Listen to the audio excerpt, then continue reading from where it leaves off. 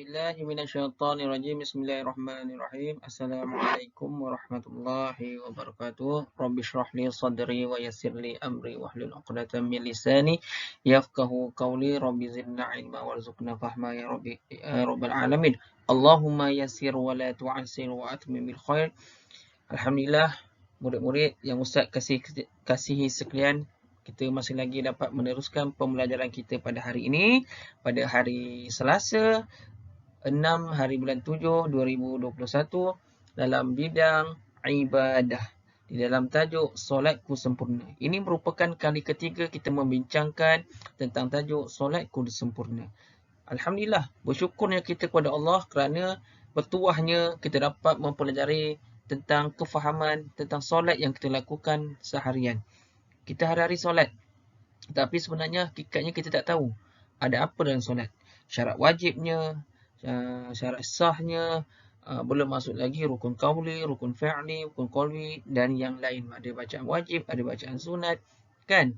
Ada Ustaz selalu sebut 2 4 4 3 4, kan? 2 tu subuh, 4 tu zuhur, 4 tu asar, 3 tu maghrib, 4 tu isyak dan sebagainya, dan juga bacaan dalam solat. Itu kita selalu tentang solatku sempurna. Banyak lagi sebenarnya kita nak belajar tentang solat, tapi kita akan belajar satu demi satu. Biar lambat, bukan lambat tu apa kata, slowly but surely. Bahasa Inggeris kata itu.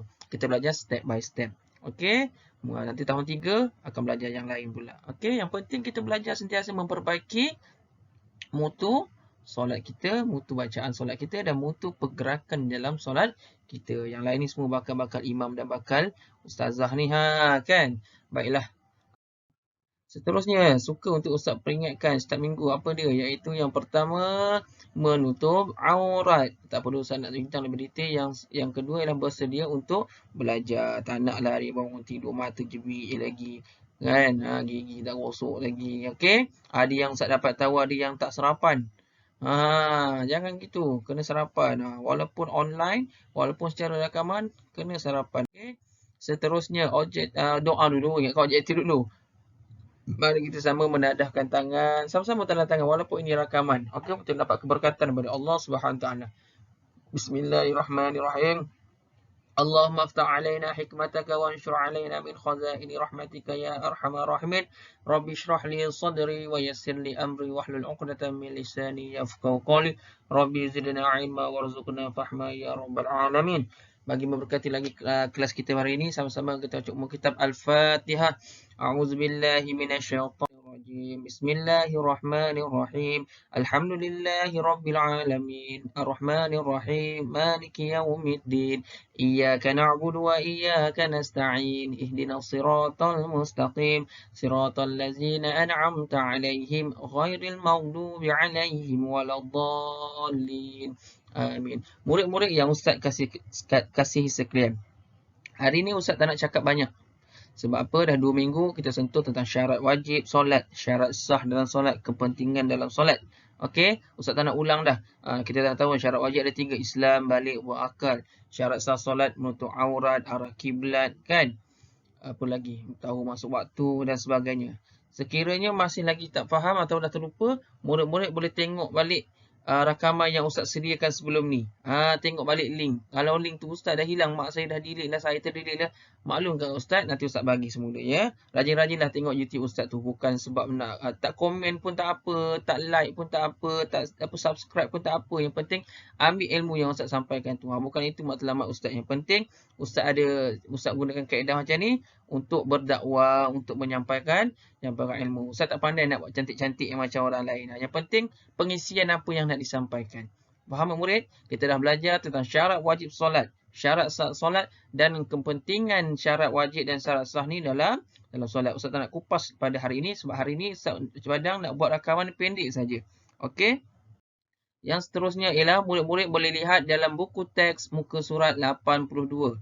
Hari ini kita nak belajar di dalam buku teks dalam muka surat 82, iaitu okey, buku teks muka surat 82. Sebelum kita sentuh kepada perkara-perkara tersebut ini, solat ialah ibadat yang wajib.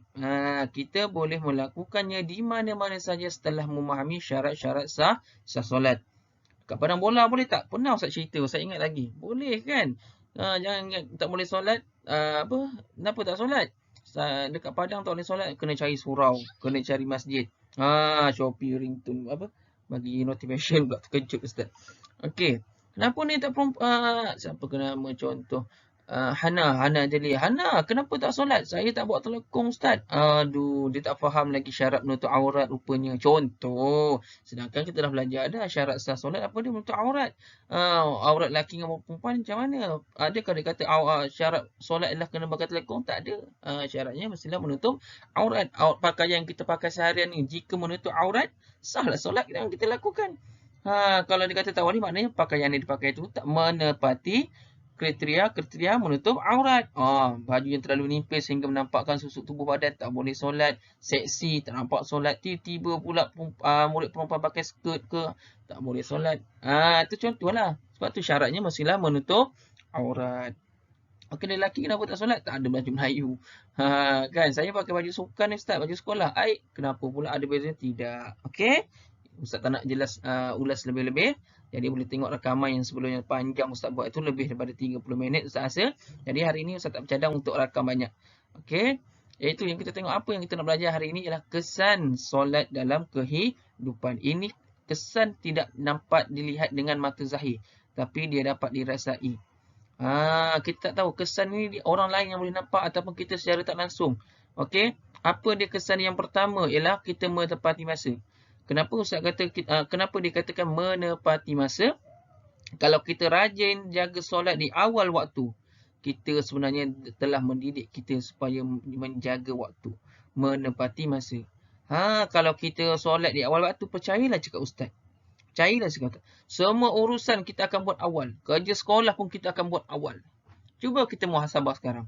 Solat yang kita lakukan sekarang ini awal waktu ke tak? Kalau kita buat dengan sendirinya awal waktu, bila dengan azan saja kita awal waktu, percaya cakap Ustaz. Lama-lama kerja sekolah, kerja rumah kita akan buat dengan sendirinya dan kita mendapati masa yang telah ditetapkan. Tapi kalau kita disuruh, Ihan lagi marah dengan Ustaz nanti. Ihan, mak dia kata, mak dia Cikgu Azlina. Dah solat belum? Sama juga nanti dengan kerja sekolah. Ihan, kerja sekolah dah siap belum?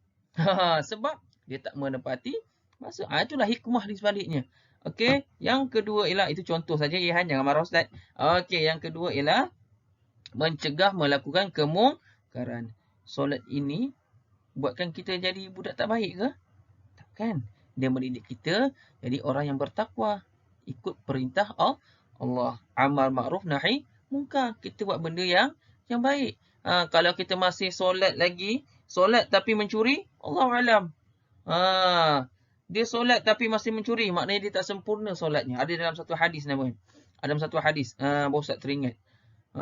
Kesempurnaan solat, bila solat bersungguh-sungguh, Allah lindungi dia daripada melakukan perkara-perkara munkar. Sebab tu kita kena solat dengan sungguh-sungguh, bukan solat cuit kawan sana, cuit kawan sini. Okey? Yang seterusnya ialah kesan kalau kita menjaga solat dalam kehidupan ialah kita akan sentiasa menjaga kebersihan. Cuba tengok syarat sah solat. Apa dia? Kena jaga bersih tempat, pakaian. Betul tak? Ingat tak? Kita jadi seorang yang bersih. At-tuhuru syatra minal iman. Kebersihan, kesucian itu adalah salah satu bahagian daripada iman. Kalau kita tak menjaga kebersihan, bermakna kita tak ada iman. Bila tak ada iman, maknanya tak ada Islam dalam diri kita. Sebab Islam mendidik kita menjaga kebersihan zahir dan batin. Sehari 5 kali kita mengambil wuduk. Kan? Membuktikan kita menjaga kebersihan zahir. Zahir tu yang nampak. Muka kita basuh muka. Sebab tu muka orang yang bersilat wuduk, tahu tak apa maksud wuduk dalam bahasa Arab? Wuduk tu maksudnya bersinar cahaya. Kita tahu nur cahaya. Sebenarnya ada nama lain, cahaya ialah wuduk. Sebab tu orang yang ambil wuduk ni maksudnya orang yang mengambil cahaya. Dia bercahaya berseri-seri dekat hari akhirat nanti, muka dia bersinar-sinar. Kenapa? Kesan dia mengambil wuduk tu. Ini bukan Ustaz nak hina orang kulit gelap ke dengan kulit putih ke, tidak. Orang yang kulit gelap, kalau dia menjaga solat dia, menjaga ibadah dia, hari-hari dia ambil wuduk tambah dengan solat sunat apa semua, boleh tengok beza kulit muka dia dengan kulit muka orang yang tak ambil wuduk. Orang kulit putih pun sama. Boleh tengok kulit putih A dengan kulit putih B. Kalau orang yang solat, kita nampak beza. Kita tengok muka dia sejuk je, kita tengok muka dia tenang je. Itu antara hikmah atau kesan dalam kehidupan kita jika kita melaksanakan solat dengan sebaiknya. Apatah lagi percakapan. Kalau dia solat dengan sempurna, kan bukan solat kerana terpaksa, dia tak solat main-main, percakapannya, tutur katanya, ya Allah, insya-Allah. Boleh jatuh cinta orang kata. Baik je, sopan saja. Okey. Yang seterusnya, apa dia rumusan pembelajaran kita pada hari ini ialah kita hendaklah mematuhi semua syarat ini bagi memastikan solat kita diterima oleh Allah. Ini na'udzubillah, mudah-mudahan solat kita semua diterima oleh Allah. Ya, tidak kita buat jadi sia-sia je lah. Nakkah kita buat sesuatu tu sia-sia tak dapat apa-apa? Tak nak kan? Kita mesti nak dapatkan satu balasan, satu ganjaran. Ya, mudah-mudahan kita buat tonggang-tonggik lah. Orang kata selalu orang sebut tonggang-tonggik lah apa semua tu. Mudah-mudahan diterima oleh Allah. Faham murid sekalian? Ustaz ulang, kesan dalam solat dalam kehidupan ada 3. Iaitu yang pertama, mendidik kita menjadi seorang yang menepati masa, mencegah kita daripada melakukan kemungkaran ataupun kejahatan gatal bulat mata ni. Dan yang ketiga ialah sentiasa menjaga kebersihan diri dan juga kebersihan tempat kita. Apa nilai di sini yang kita nak sebutkan ialah solat yang sempurna dapat mencegah perbuatan keji dan mungkar. Mulai pada hari ini, tanamkan azam dalam diri kita. Kita nak jadi seorang yang melaksanakan solat dengan sempurna. Faham murid sekalian? Habis topik kita tentang solat sempurna daripada syarat sah, syarat wajib, kepentingan dan yang akhir sekali adalah kesan solat dalam kehidupan. Saya harap murid sekalian dapat mengulang semula rakaman-rakaman Ustaz supaya memantapkan pemahaman kita tentang solat. Boleh murid sekalian, apa aktiviti pengukuhan yang Ustaz murid sekalian buat ialah boleh tengok dalam buku aktiviti kuning muka surat 82. Buku aktiviti kuning muka surat 82 iaitu isi tempat kosong dengan jawapan yang diberikan di atas. Okey, kat sini Tapi menjaga kebersihan ni tak perlu tulis. Tak faham kat saya siap. Sebab dia dah dekat sini. Jadi tinggal 1, 2, 3. Faham murid? Berdasarkan gambar, isi tempat kosong dengan jawapan yang diberikan. Nombor 1. Ini bukan jawapan ni. Ustaz tulis nombor 1, nombor 2, nombor 3. Jangan ingat ini jawapan nombor 1, nombor 2, nombor 3. Tak, ini tunjuk 1, 2, 3. Okey, sebab ada 3 gambar. 1, 2, 3. Tengok mana yang sesuai. Tak naklah Ustaz sebut. Ada 3 je, sikit aja, tak banyak kan. Okey. Itu saja pembelajaran kita dan aktiviti pembelajaran kita pada hari ini. Mudah-mudahan memberi manfaat kepada kita dan memantapkan solat kita dan kita dapat melaksanakan solat kita semakin sempurna. InsyaAllah kita sudahi kelas kita dengan tasbih kifarah dan surah Al-Asr. Subhanallah wa bihamdika asyhadu an la ilaha illa anta astaghfiruka wa atubu ilaik. Bismillahirrahmanirrahim. Wal 'asr innal insana lafi khusr illa allazina amanu wa 'amilus solihati wa tawassaw bil haqqi wa tawassaw bis sabr. Sebelum tu Ustaz terlupa. Jangan lupa mana ni? Allahumma shalli ala sayyidina Muhammad. Okey. Jangan lupa Selasa tarikh. Okey. Jangan lupa kemudian tulis PDPR. Selalu Ustaz sebut kenapa kena tulis PDPR ni supaya kita tahu kita dah melaksanakan di waktu PDPR. Nanti jenuh dah naik sekolah nanti banyaknya Ustaz tak tanda. Yalah, Ustaz dah tua. Lupa kadang-kadang tu dah pernah buat kan. Kadang kita lupa. Jadi bila dah tulis PDPR ni, okey. Buktinya kita dah tanda dekat. Ustaz dah buat dalam PDPR. Faham murid sekalian? Jadi kalau murid tu tak ada tulis ni, maknanya murid tu tak tengoklah rakaman Ustaz ni. Kan dah banyak siri yang Ustaz maklumkan kena tulis PDPR ni. Okey murid. Assalamualaikum warahmatullahi wabarakatuh. Kita jumpa hari Khamis pelajaran Jawi. Bye-bye.